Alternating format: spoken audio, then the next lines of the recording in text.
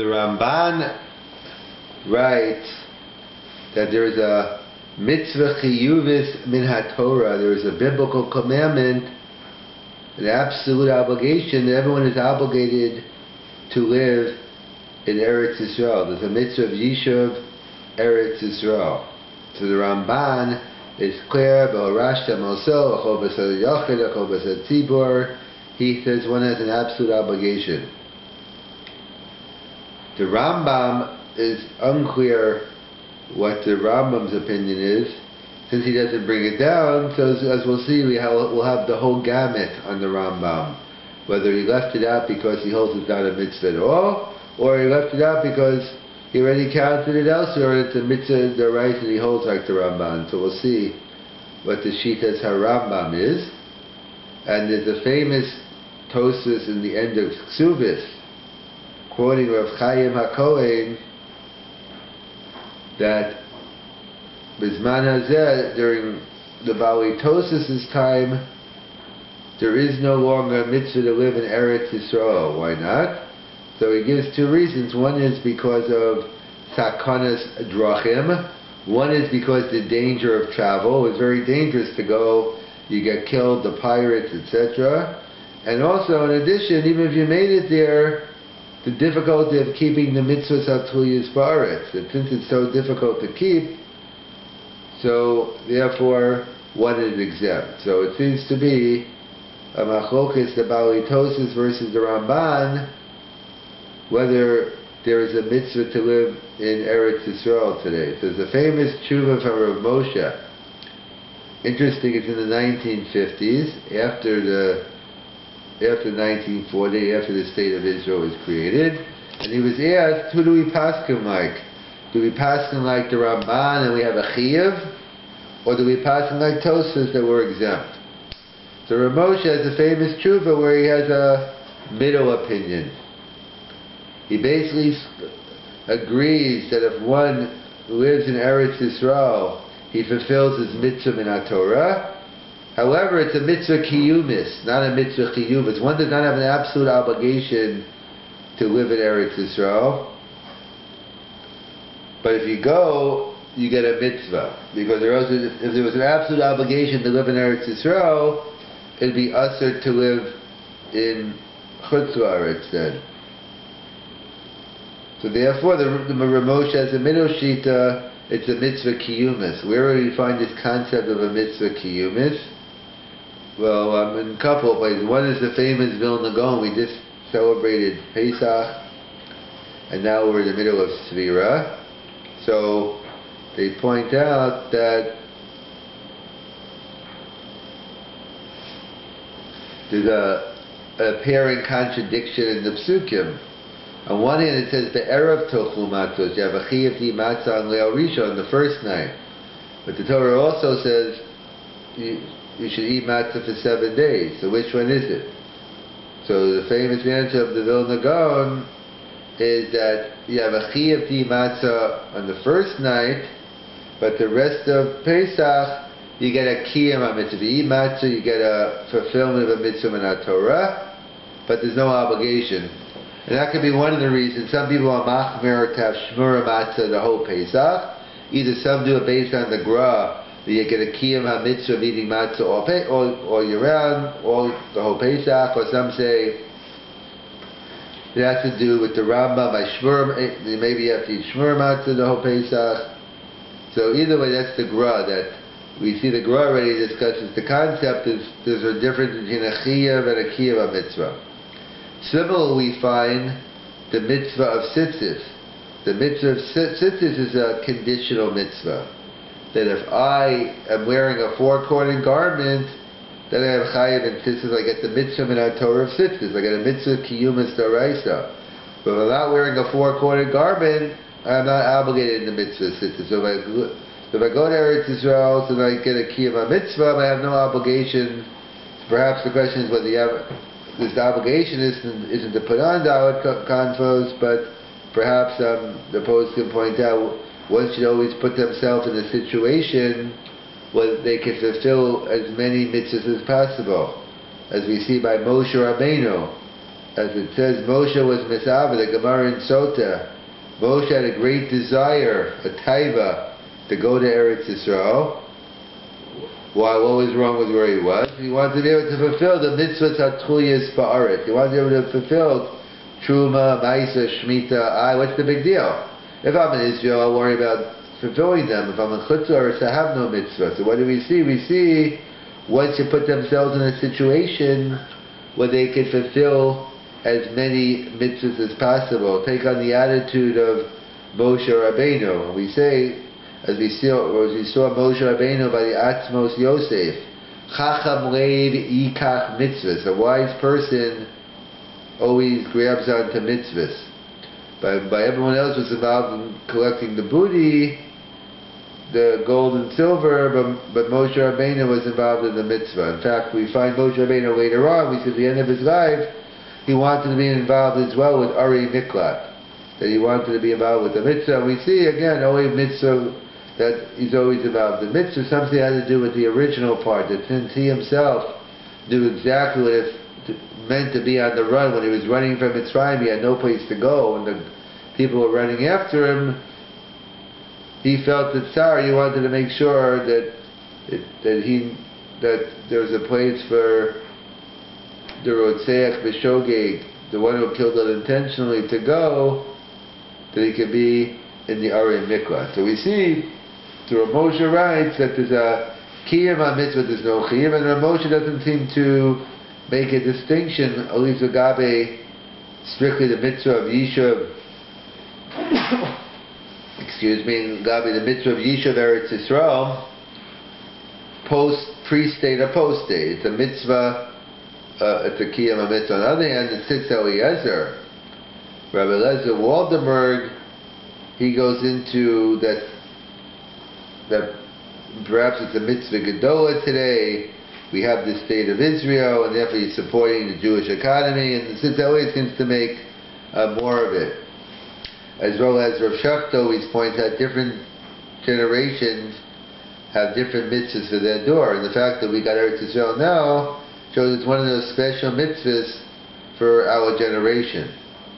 And then as Rav Aaron Lichtenstein always liked to say, that just like a Jew will feel lacking if he didn't have the Kedushas HaMikdash, he didn't have the Beis HaKnesset, he doesn't have the Beis HaMikdash, or he didn't have the Kedushas HaZman, he doesn't have the Kedusha of Shabbos or Yontif, so too, one should feel lacking, if they don't have the Kedusha of Eretz Israel. So that's a whole discussion among the Ramban, and the Rambam said whether it's a mitzvah chiyuvis or zerisha. So Rav Moshe seems to go in between, that there's no mitzvah chiyuvis, but there's a mitzvah kiyumis, and there's a discussion among the poskim. Even if you assume there is a mitzvah chiyuvis, there are different exceptions in terms of who, even if there was a mitzvah chiyuvis, who would have to go and who wouldn't. What would be a valid exception? We'll have to discuss at a later time. So we'll discuss in Yane Eretz Israel. So there's the famous Ramban. The Ramban writes in Parshas Masei, "V'horashtem osam yishavtem ba," that there's a mitzvah aseh, a mitzvah chiyuvis, maybe a chovas hasiba, chovas hayachid. He gets into living and conquering. The bottom line, the Ramban writes that there's a mitzvah aseh to live in Eretz Israel. Bisman has said there's no difference today and before. The Ramban writes there's a chiyuv deraisa to live in Eretz Israel. And we're familiar with the famous Dambali Tosis and Ksuvis Kuf Yud, or around there in the end of Ksuvis, Rav Chaim HaKohen, who writes, Bisman Hazeh, there is no longer a mitzvah to live in Eretz Israel because of Sakanas Drachim, or because of the difficulty of fulfilling the mitzvahs Hatluyas Ba'aretz. Either way, Rav Chaim HaKohen writes, there is no longer a mitzvah Bisman Hazeh. So there's a famous child they asked to Rav Moshe in the 1950s, interesting post-1948, about who do we paskin like? Do we follow the Ramban or the Bali Tosfos? Is there a chiyuv today to live in Eretz Israel or not? So he goes through the whole discussion. He concludes probably somewhere in between. The Rav Moshe has a chiddush that he writes, if one moves to Eretz Israel today, you fulfill a mitzvah min Torah. You get a mitzvah kiyumis of living in Eretz Israel. But one who does not go has not violated any averas. The Rambam writes that it's asur lishkol mechol ha'olam chutz me'eretz Mitzrayim. The only issue is living in Mitzrayim, in kol chutz ha'aretz shava. In other words, if there was an absolute obligation to live in Eretz Israel, then it would be asur to live in chutz ha'aretz. So we see, he says there's no issue to live in chutz ha'aretz, but if one goes to Eretz Israel, they fulfill a mitzvah min Torah. In fact, where else do we find this concept of no chiyuv, but there's a mitzvah kiyum? This is the famous gra on Pesach, who wants to answer an apparent contradiction in the psukim. The Torah tells us the erev tochlu matzos. It also says shiva yamim. 7 days you should eat matzah. So which one is it? Is the chiyuv 1 day or 7? So the Gemara explains that the chiyuv you have to eat is an absolute obligation the first night. But the rest of Pesach, you eat matzah, you get a kiyum ha-mitzvah. And that's why some are machmir to eat shmura matzah the whole Pesach. But it's based on this gra. Others are machmir to eat shmura matzah based on the shittas ha-Rambam. The Rambam, depending how you learn the Rambam, I hold it's a chiyuv to have shmura matzah the whole Pesach. What shmura matzah is, that's a separate shir. But we see the concept the Gra introduces of the mitzvah kiyumis. We see eating matzah the rest of it. In fact, in the tzivah something as well. Even on the first night, the first kizayis might be a chiyuv, but the rest of even the first night, if you eat more, every kizayis is to be another kiyum ha-mitzvah. In fact, that's the famous shita. That's the famous, similar to mitzvah of tzitzis.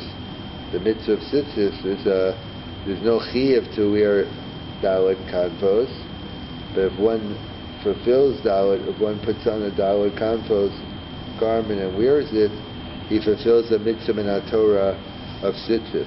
The Gemara in fact that's the Gemara in Sota, Moshe was mitzvah, he is misavet to enter Eretz Israel because he wanted to fulfill the mitzvahs of 2 years ba'aretz. What's he getting all worked up about? If he's in Eretz Israel, fulfill him. If he's living in chutz ha'aretz, what are you worried about? However, then we see one should put themselves in a situation where they can fulfill as many mitzvahs as possible. So even though it might not be a chiyuv to wear da'alad kanfos, we should put ourselves in a situation where we can fulfill more mitzvahs. In fact, the old Sephardi custom was that, what do you mean? That's chutzpah. Who do you think you are, Moshe Rabbeinu? So there used to be the rabbi of the shul used to wear the da'alad kanfos, the minig of the Baal Batim weren't. Now it's not true anymore. Once the Sephardim moved to Eretz Israel, so that minig doesn't exist. But originally there was a minig among the Sephardim, not only the rabbi, because who do you think you are? But you mean be like Moshe Rabbeinu. So we see by the mitzvah of tzitzis, we see by the mitzvah of matzah, we find this concept of there's a mitzvah kiyuba. So that's the Rav Moshe shita, that one bisman hazeh does not have a chiyah, but if you go, you get a kiyum ha-mitzvah. There's a shita of others, the Tzitz Eliezer and others, who want to say, be passing like the Ramban, that one has a chiyah to live there. And he wants to point out as well that pre-Medina, post-Medina makes a difference. Now you're supporting a Jewish economy. He says the Tosas reasons don't apply anymore. It's not Sakan Estrachim. It's not so difficult to keep the Trumas HaMaisa. The Avnei Nezer said that 100 years ago, 100 plus years ago, that he was asked, who do we pass him like? He says, is there a mitzvah to live in Eretz Israel? And if the answer is yes, why don't the Gedolei Hasidim move there? You're living. The Avnei Nezer was a chassid, he knew he was a big lamdan. In fact, I think when the Soloveitchiks, they didn't know who he was. They read his work. Wow, who is this guy? And they couldn't believe they found that he was a Hasidic Rebbe. They didn't know the Hasidic Rebbe could learn like this way. The Avnei Nezer was a Hasidic Rebbe, but he was a big bucky, so they loved the Iglei Tal, his Sefer Avnei Nezer. So he writes, he thinks there is a chiyuv, that the Tosas doesn't apply anymore. That's what he said 100 years ago. Therefore, everyone has an obligation to live the ayat. How come you're not there then? He has a whole different chiddush why that since again when he wrote it, there wasn't a Jewish run state. It was Goyim there. So he says the Hasidim are going to get supported by the Balabatim and Chutz La'aretz, and he apparently learns the major reason to live in Eretz Israel is because when you make your parnasa, you make it directly from HaKadosh Baruch as opposed to through like Malachim. He said it wouldn't help because we're going to be supported by a Hasidim in America. The money's coming from North America or Europe, wherever it's coming from. And therefore, we wouldn't really be in fulfillment of the major mitzvah anyway. Hence the Gedolei HaChasidim, that's the reason they don't move. But that reason still applies, Bisman, is that because now it is under Jewish control, so maybe, those to support non-Jews, like that wouldn't be the mitzvah, because to support the Jewish economy, that's something else. So it's Eliezer, and many go like the Ramban that there's a mitzvah chiyuvis. Rav Shachta always points out that every generation has their own mitzvah, has their mitzvah. When they came over, like the guy who brought chatness to America, no one ever heard of it. So today, we have the Medina, so it's not just a regular mitzvah. It's one, it's a mitzvah for our door, and one should just treat it like a regular mitzvah. And as Rav Aaron Lichtenstein used to say all the time, he says, just like a Jew would feel lacking without Kedushas Hazman, if you didn't have Shabbat, you didn't have Yantiv, so too, whether you're V'chiv or not, one should feel, lacking if they don't have the Kedusha of Eretz Israel. In fact, Rav Shachta always says over from the Mara Diskin, on Mishpatim it says that the Parsha with the Eved Ivri, he worked 6 years and the 7th year goes free. However, Mahafli Adoni, so then he stays and he does Nirtza. So the Mara Diskin asks, like, what's going on here? Why is he getting punished now? After the 7th year, he decides to stay, he's getting punished. But he did this, what was the sin he did? The Torah says that the air that heard that you should only be slaves to God, or because of signal, whatever the pshat is, why he's in Evid, the sin he did was 6-7 years ago. Why are we punishing him now with Nirtza? Should it be done right away? So the Maro Diskin answers, no, really, slavery is the Onesh. Being a slave. But we know sometimes you could turn an Onesh into a scar, like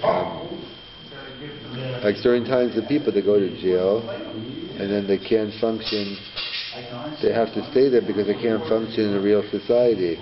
That kind of becomes like that type of reward. So he says, we know because of our sins we're exiled, so clearly Golas is a punishment. That's, we have to be careful that we don't turn the Onish into the reward. Therefore, that's why the Eved does Nirtza, because really the sin was supposed to be slavery. But obviously, Ahafti Adoni, he loves it so much, it clearly wasn't an Onish, he's sticking around. So therefore, now you have to give him another Onish. So that's the Machlokes we've shown him, and the different sheets in terms of whether there's a mitzvah. So according to the Ramban, there's a mitzvah chiyuv. According to Rav Moshe, there's a mitzvah kiyum. According to the Bali Tosfos, there is no mitzvah. What about the Shita to Rambam? So the Rambam, that's what the Ramban has on the Rambam. The Rambam doesn't count it as a mitzvah. How come? The 613 mitzvahs. So the Rambam makes no mention of it. So that's the whole share on that. But basically, you have the whole gamut within the Rambam. He doesn't count it because he doesn't think it's a mitzvah. Others say no. He doesn't count it. He counts it as a mitzvah. It's only a mitzvah midrabanan. And others say the Avdei Nei. So no, he agrees with the Ramban. It's a mitzvah min HaTorah. He does count it. He already counted the mitzvah of Hachreim Tachreim. It's a mitzvah that when you go into Eretz Israel, you throw out the 7 nations. So what's the mitzvah? You go to Eretz Israel, throw out the 7 nations, and you move back to Toronto, Brooklyn, LA. Like obviously, if the mitzvah is to throw out the 7 nations, the point is that you move in. So the Avnei Nezer claims that the Rambam agrees. That's part of the column. There's a famous pshat in the Megillat Esther that the Mumkacher and the Satmar Rebbe love, because he wrote the Rambam Shita, is that the Rambam only counts mitzvah l'doro, so therefore the mitzvah of living in Eretz Israel only applies to Yemos HaMashiach. The Megillas Esther was a man, but he wrote, as he was printing a sefer, his mother passed away, Esther, so that's why it's called, I mean, not the Megillas Esther, the Purim's called the Megillas Esther, and he always defends the Rambam no matter what, so therefore he's lacking credibility, so therefore obviously sometimes he'll have a good defense, other times he's not going to have a good defense because he's saying all the time the Rambam is right. So he writes that the Rambam only counts mitzvahs which are knowing all the time, but if it's not knowing now, so then you can't do it. But we see that's difficult because the Rambam counts Truma, Maisa, other mitzvahs that are knowing Minat Torah now, but they will be. That's not considered a Horasha, and therefore, and other things people find difficulty with the Megillas Esther, but the Satmar Rebbe likes the Megillas Esther. And also they talk about the three Shvuas, the Gemara in the end of Ksubis, that the Jewish people took the Shvuas with the Goyim, and one of them was they weren't going to take over Eretz Israel with force, and they say since we took over Eretz Israel by force, therefore we're not entitled to Yemos HaMashiach.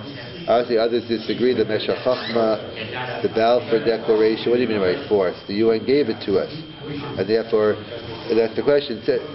Or you could say, well, they didn't keep their bargain, so I don't have to keep mine. A shvua means, a bris means between two people. Some say the Goyim didn't keep their part, so therefore the whole thing isn't binding either way. So therefore, you have them. If you have different sheets in terms of Bizman Hazeh, you have the whole gamut where there's a chiyuv like the Ramban, a mitzvah kiyumis like the Rav Moshe, or like the Bali Tosis, or maybe the Megillas Esther. Perhaps there is no mitzvah today, but whether there's a mitzvah or not, everyone has to recognize that having Eretz Yisrael by itself, is a schus in its own right.